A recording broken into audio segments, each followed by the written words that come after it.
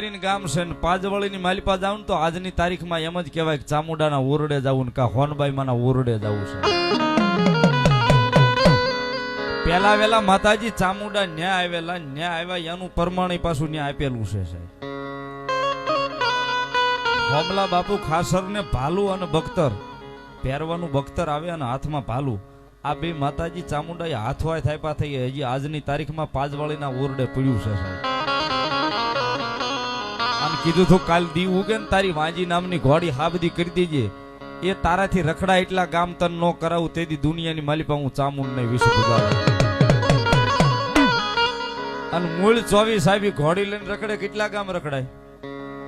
10, 12, 15, 20 એ 100 ગામે તો બહુ થઈ ગયું હતું. તેદી હોમલા બાબુ ખાસરે કીધું હતું કે મારી બસ 100 હદ દેવા થા તારે. તેદી કીધું કે મારા હોમલા ખાસર મુજાશ નહીં બાપ, તારી સામંડ આવી